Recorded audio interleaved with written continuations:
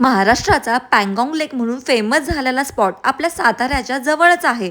तुम्हाला हे माहिती होतं का? हाय, दिस इज मी डॉक्टर ऋतुजा आणि आज आपण हा स्पॉट एक्सप्लोअर करणार आहे. संडे असल्यामुळे टोल नाक्यावरती आज पहिल्यांदाच जास्त गर्दी होती. 10 मिनिटं वेट केला आणि त्यानंतर रस्त्यात आम्ही ह्या बॉबी घेतल्या होत्या.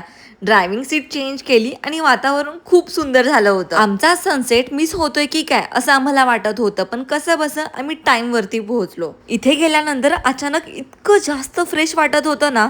मस्त डोंगर, पाणी दिसत होतं, क्लाउड्स एकदम क्लिअर दिसत होते आणि छान असा सनसेट होत होता. आणि मला वाटलं की हा हिडन स्पॉट आहे तर गर्दी काहीच असणार आहे, पण आज संडे होता आणि इकडे प्रचंड गर्दी होती. इथे येऊन तुम्ही खूप साऱ्या वॉटर ऍक्टिव्हिटीज करू शकता.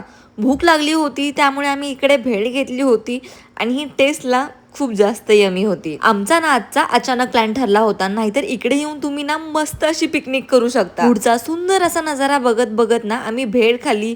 क्यूट क्यूट बदकं होती आणि इकडे लहान मुलांना जर घेऊन येत असाल ना तर त्यांना बिलकुल सुद्धा बोर नाही होणार, कारण की इकडे त्यांच्यासाठी अजून वेगळ्या ऍक्टिव्हिटीज आहेत. सनसेट झाला होता त्यामुळे इकडे जास्त वेळ थांबण्यात काही पॉईंट नव्हता, त्यामुळे आम्ही गेलो होतो वाईच्या टेम्पल मध्ये. आपण महाबळेश्वरला तर किती वेळा जातो, पण वाईच्या इकडे असा काही स्पॉट आहे आपल्या डोक्यात पण येत नाही. इकडचा आम्ही फेमस असा वडापाव खाल्ला, पण वाईमध्ये अजून काय काय खाण्यासारखं आहे ना हे मला तुम्ही कमेंट करून नक्की सांगा. बाकी लोकेशनसाठी कॅप्शन चेक करा.